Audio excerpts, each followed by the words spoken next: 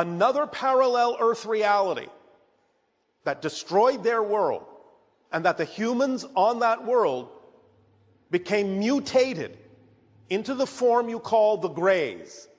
And because they had mutated in such a way, hybridized themselves in such a way to be able to survive on their destroyed version of Earth, they were no longer able to reproduce. And they knew that they would die out if they did not seek out somehow, somewhere, a viable source of still existing human DNA. They use their advanced technology, as we have told you before, to tunnel into various parallel reality versions of Earth, including yours, to find viable human DNA, to infuse with themselves to create hybrid civilizations that would allow their culture to continue and not die out. But the idea of the early Grey, in a sense, because it was something that was created that changed them into a form that could adapt to their dying world, in a sense, is the first hybrid race. The Greys, in the ancient tongue, are the Maz'eh. The Maz'eh are what came into your parallel reality and began the hybridization agenda. So the Maz'eh, the Greys, formed the first hybrid race.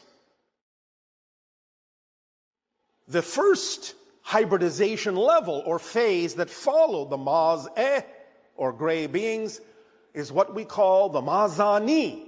These are what many people in these encounters have recognized as the tall Greys. So they are the next stage of hybridization from the Greys that began to incorporate human DNA and allowed them to begin to change to something a little bit closer to resembling the idea of a hybrid that could continue their species. But it still was not sufficient for a number of reasons. But they were the second hybrid race, and in a sense, phase one of the hybridization agenda. After that came our civilization, the Sassani. So we are the third hybrid race. We are representative of a 50-50 balance between the Greys, the Maz'eh, and the humans on your world and other worlds like yours.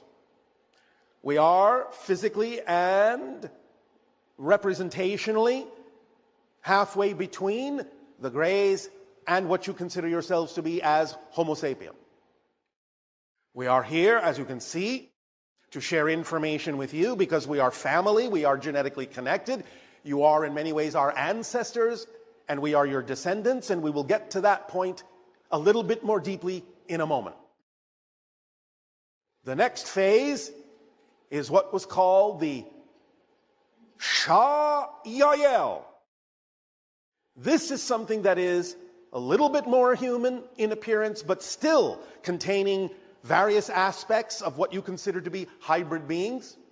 They still have much larger eyes than you. They are relatively slender like us, but a little bit more toward the human form that you are familiar with. Now, the Sha-yahyel, the fourth hybrid race, act in many ways as guides for the fifth hybrid race, the Ya-yahyel, who are much more human-like, and that's why they are going to be the first hybrid species of the 5 hybrid races that would have open contact with your civilization.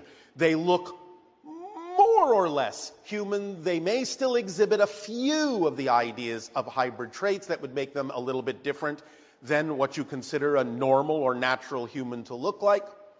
But nevertheless, the fourth hybrid race, the Sha-yahyel, will act in a sense as guides and organizers to help with the agenda of acclimatization for the Ya-yahyel to be able to interact with your world when open contact begins. So they are working very closely together that way. What follows the Ya-yahyel is what has been termed the Sha-l'naya, which in the ancient tongue is the first ones. The first ones being what you typically refer to as the hybrid children that live on the ships that will ultimately be returned to Earth to live among you and begin the process of allowing Earth to blend into and evolve into the sixth hybrid race eventually.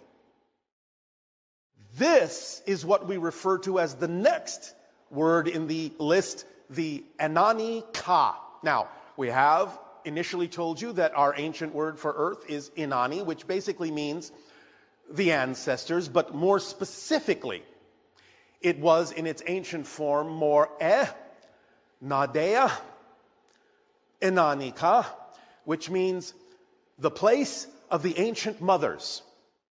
Again, that's a more literal translation, which has now been condensed over time simply into Enani-Ka, which is the ancestor spirits. But in this case, spirit, not only representing the idea by the word Ka of what you consider normal spirit to be, but also the idea of essence. And in this case, a literal reference to DNA. So it is the idea of the ancestor DNA and that which will allow there to be a blending, a harmonization, and a continuing of evolution for Earth to become the sixth hybrid race. Now, we have previously also told you that there would be ultimately a seventh hybrid race that would be a blending of all the other six.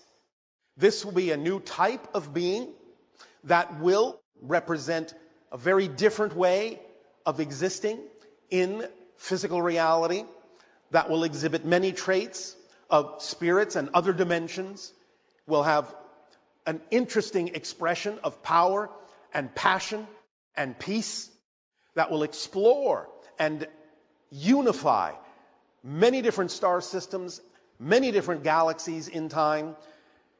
So Earth is forming the last foundational component for the seventh hybrid race, which on the list is referred to as Het, or Anu-Het, which means they are the conclusion of the cycle, the grand cycle that was begun by the Anunnaki and ends with the Anu-Het, and brings forth a new species, as we said, of power, passion, and peace. Now, this all goes toward the understanding of the real transformation that's taking place on your planet. This entire cycle is really what the transformation is all about. This upgrade, this uplift, this ascension into new forms, new expressions of great power and passion and peace and benefit and creativity and unconditional love that can ignite a new wave of experience and a new series of civilizations within your star system, other star systems, and the galaxy and other galaxies. This is the beginning of a new cycle with the Anu-Het, a new form of the Anunnaki for a different purpose of expanding creation in a new and unique way, in a much broader way, in a much more expanded way. The real gift is that because we noticed that your planet was heading down the same path as the alternate Earth that destroyed themselves and turned into the Greys, the Maz'eh, the real gift is that in giving you this information, which the other world did not have, the other Earth did not have, with this information, you get to skip all the intervening phases, the Maz'eh, the Maz'ani, the Sassani version of yourselves, the Sha-yahyel, the Ya-yahyel, the Sha-l'naya. You get to go straight from the idea of being human into being Enani-Ka, the uplifted version of yourselves, skipping over literally thousands of years of necessary evolution. That's the gift that we're actually giving to you by sharing this information with you, to highly accelerate your ability to become the sixth hybrid race without going through what that alternate version of Earth went through in creating or needing to create all those different phases to bring themselves back into balance, back into center. You can skip all of that by applying the information we share with you. That is our gift to you. So can you tell us more about the Mantis beings? They are the overseers of the hybridization program. Because the Greys, at one point, decided that they had to give up their emotionality and become a hive mentality in order to accomplish the task, because it was so large. They knew they needed someone to guide them. And so, in a sense, the Mantis beings were, well, I'll use your word, hired to guide them. So the Mantis beings are the overseers of the hybridization program. I see. So, They had to give up their emotionality to reclaim their emotionality in the hybrids.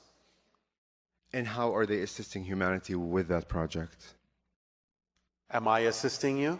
Yes. Then you know. Perfect. Thank you. Because my civilization is one of the hybrid civilizations that resulted from the hybridization agenda. Okay. Fantastic. Thank you. We are helping to make sure, of course it's your choice, you do not go down the same path that the Greys went down when they were humans on a parallel Earth where they destroyed their reality. Got it. Remember that the Greys are mutated humans, they're not aliens.